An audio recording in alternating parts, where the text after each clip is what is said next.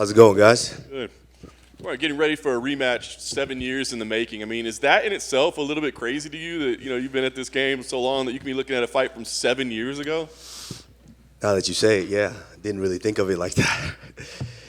Yeah, I mean, Leon's a tough guy. I always knew that skillful fighter, and I always knew that he would make his way through the division. I didn't know how far he would get, but, he's here now, so we got to deal with him.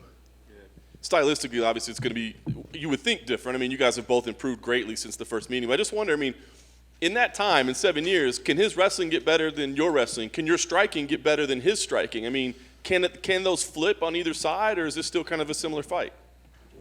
Not a similar fight. I think we're both much more experienced, which means we're both going to take our time and be able to, now we could set up kind of what we want to set up and pull out some of the tricks, that we plan to. But one thing for sure, there's a reason wrestling is the hardest sport in the world.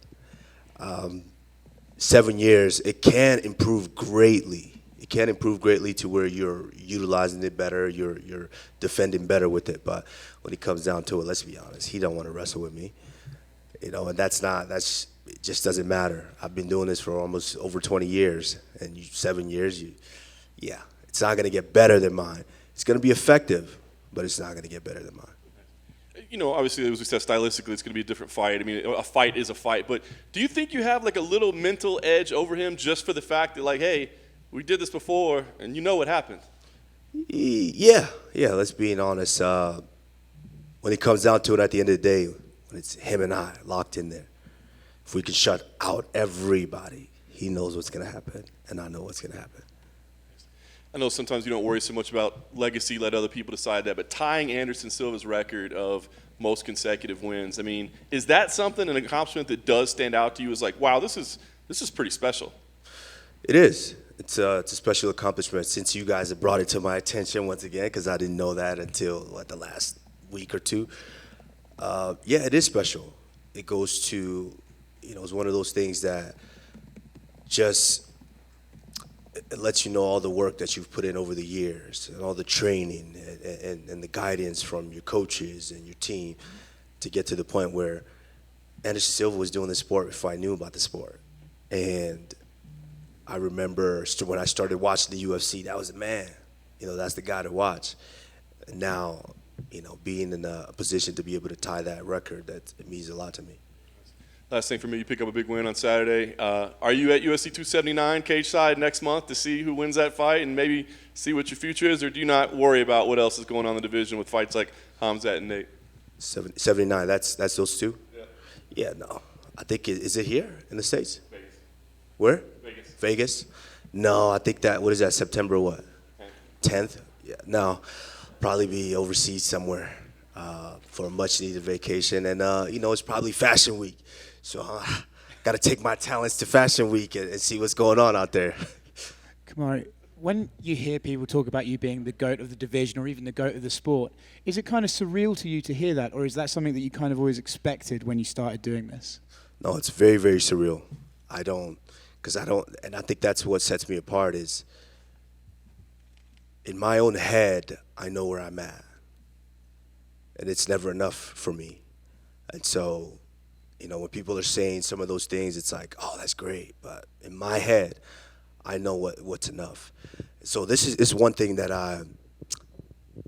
and I'm sure a lot of people in my position feel the same way. When people say, oh, stay humble, stay humble, stay humble.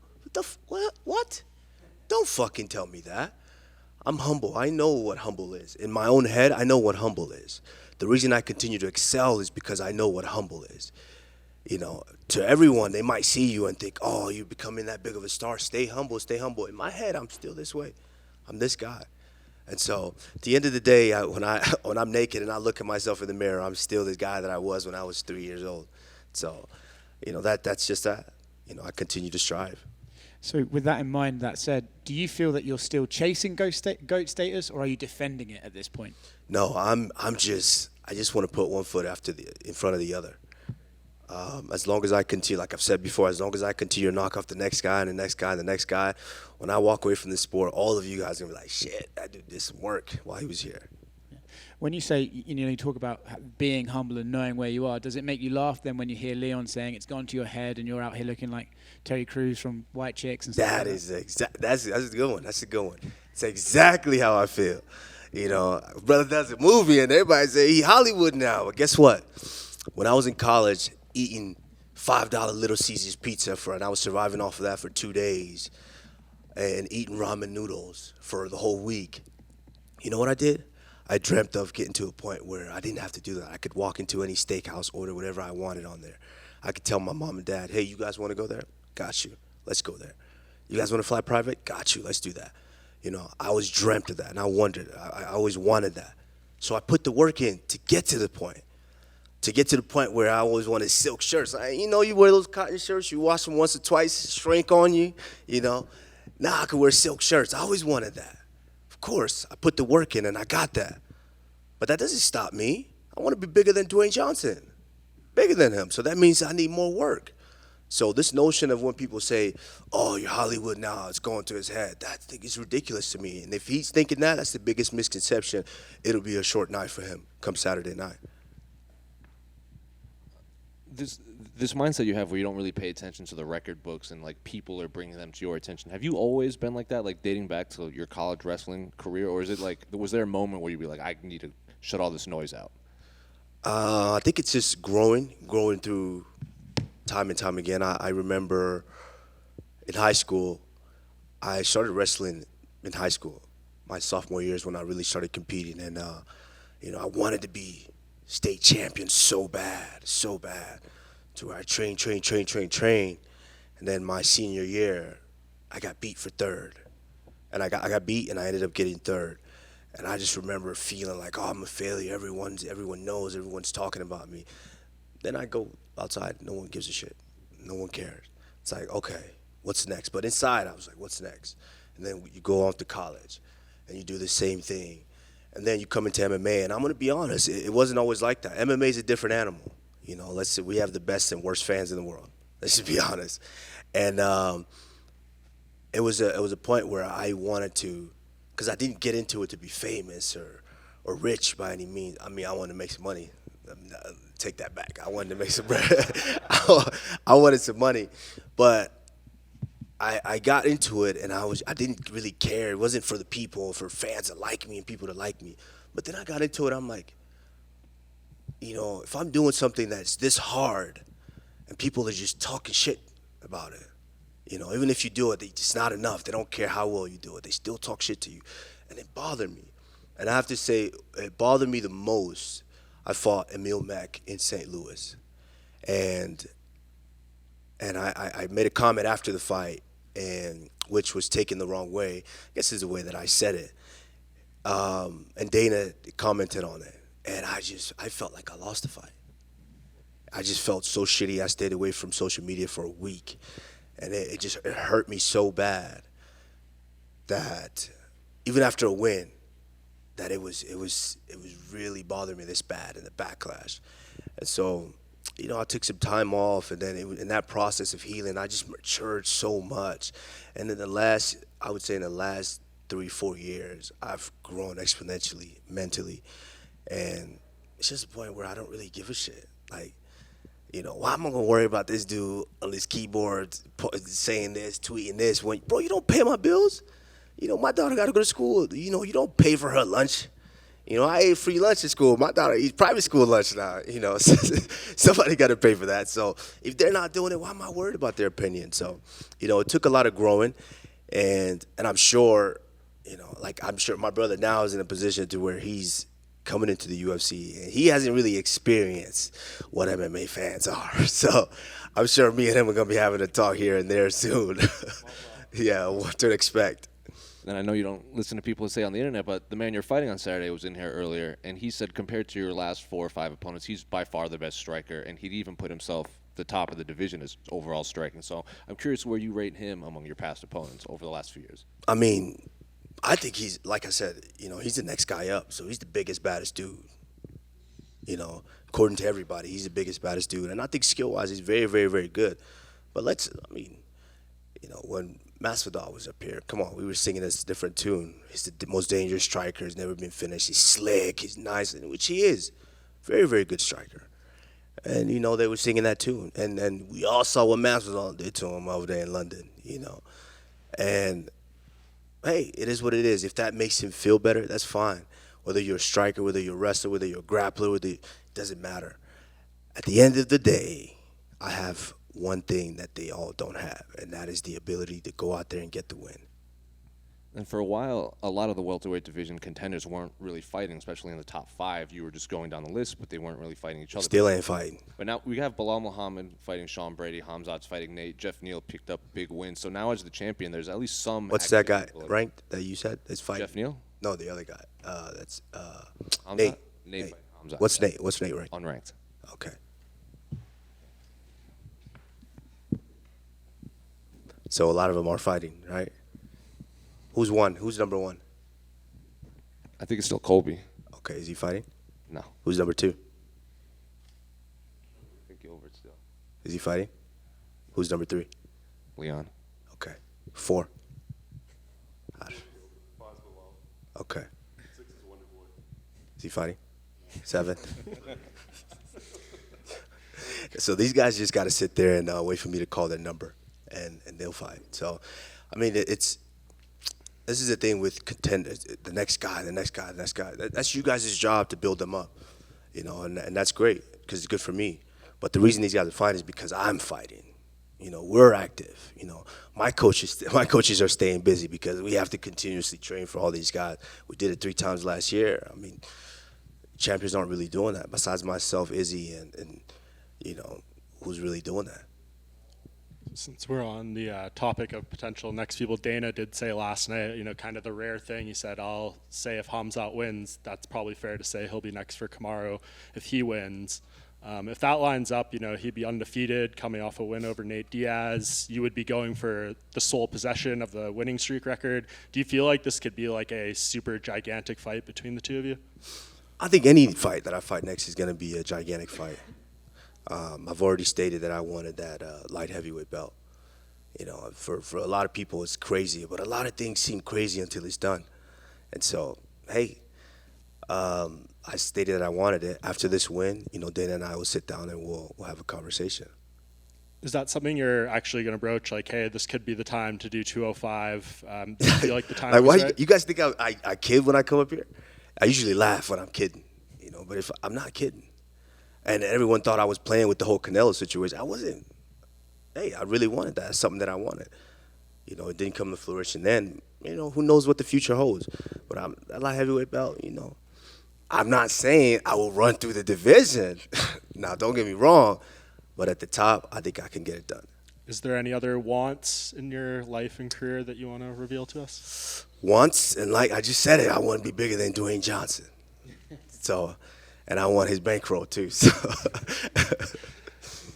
And one question for you. Nate Diaz, he's fighting Hamzat. This is probably going to be his last fight in the UFC. What do you think the legacy he leaves behind in the sport is, or in the UFC?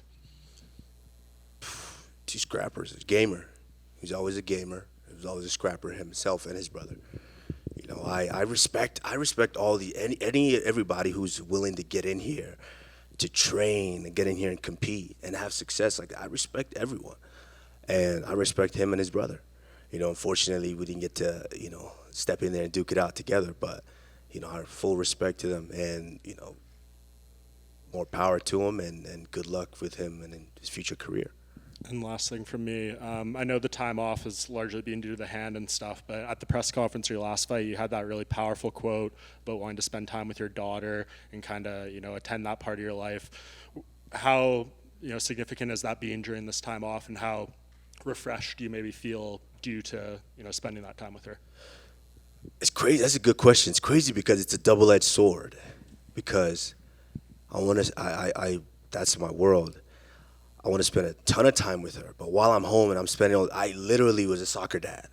I'm telling you, I'm getting up at 6 a.m., getting her ready, dropping her off at school, and then, I go train and come back and do a couple of things in the house. I'm kind of a clean freak, so I'm cleaning the house, do a couple of things.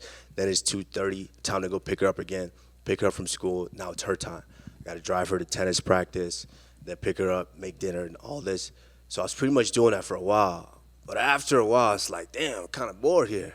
You know, it's time to beat somebody up already. So, you know, it's a double-edged sword. I miss her greatly. Now being in Denver, I miss her a lot, and she's getting to the point now where she's 8 going on 13. So, slick mouth, slick girl, but she's amazing, you know, and one of the smartest girls ever. So, I can't wait till Sunday. And if most of you don't know, this is my favorite part about this whole thing. At first, when I started my career, was of course I wanted to compete, beat these guys. Yeah, that was great. But I have to be honest, my favorite part now, and I'm not kidding, I'm not selling no story, my favorite part is on Sunday.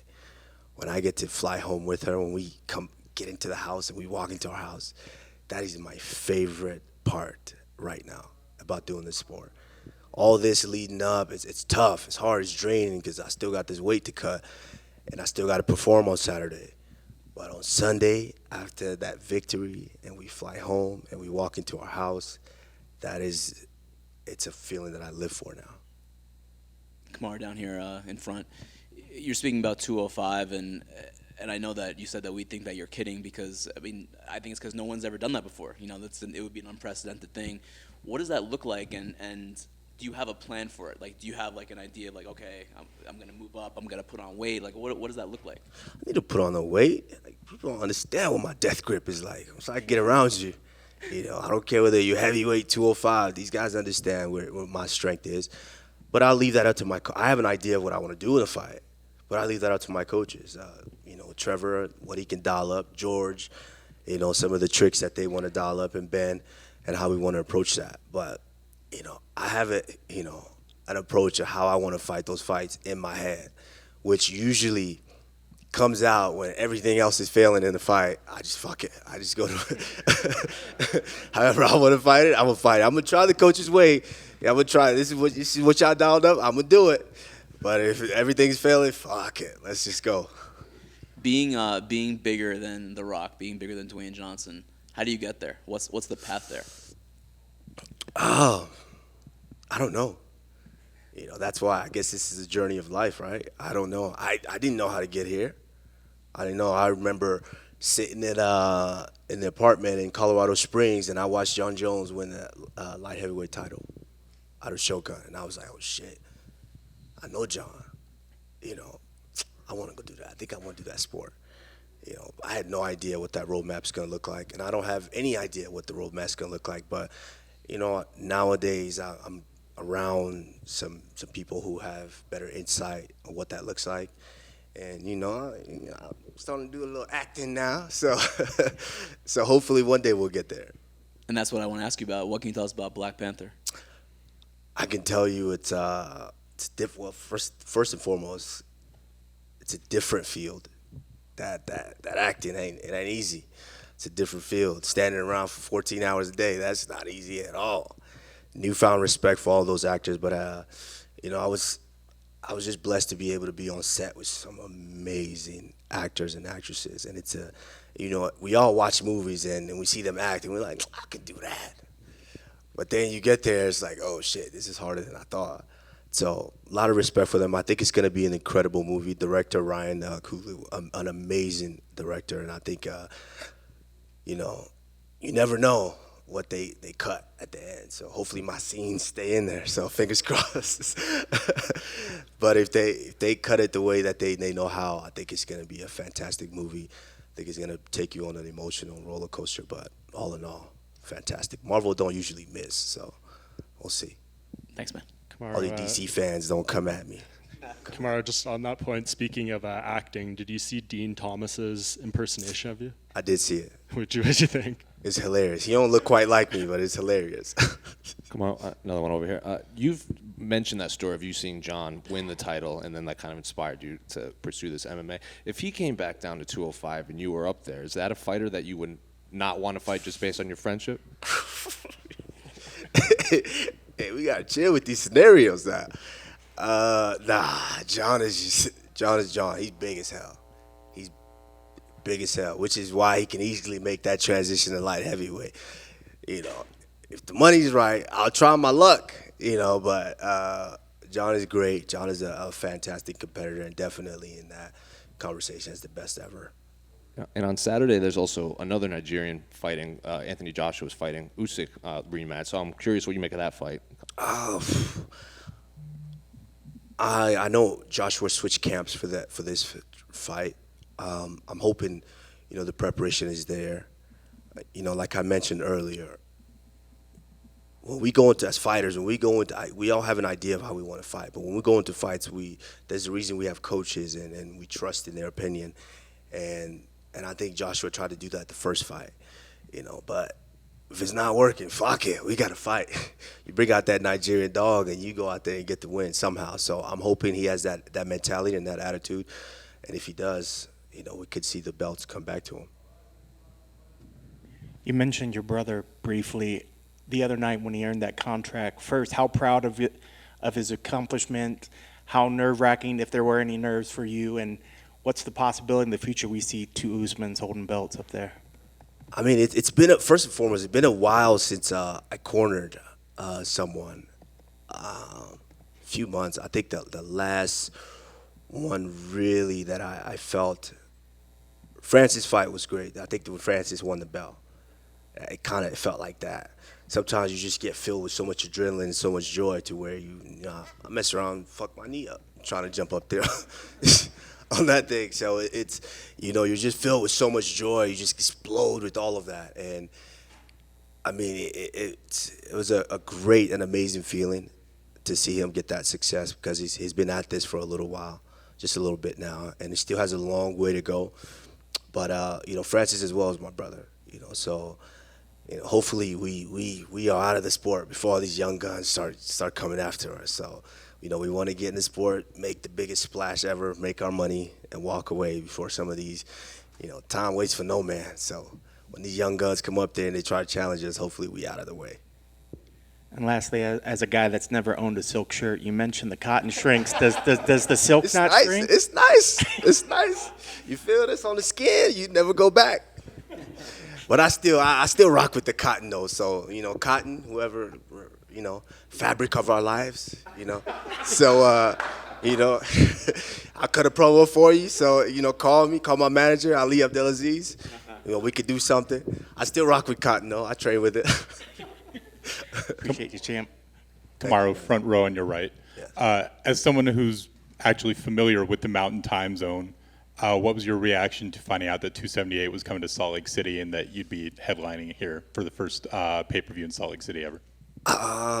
Initially, I was like, okay, but at the end of the day, my paycheck doesn't really change. It stays the same. So, we just get to come out here and give Salt Lake City a treat.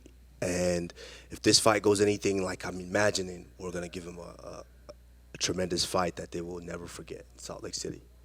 I was speaking to Steve Styler, former UFC fighter who was on Team Mayhem on The Ultimate Fighter back in the day. He was referencing, you being an assistant coach on that team, kind of learning MMA, seeing you put on the gloves for the first time. His words were, you were not the lion then yet that you would become. When you think back to those early days, what got you kind of through your beginning in the UFC to the point where you are now? First of all, shout out to Steven Siler. I mean, tough kid, tough dude. I think we managed him at some point too, didn't we, Ali? Yes. Yeah, Steven Siler, good fighter, really, really good fighter.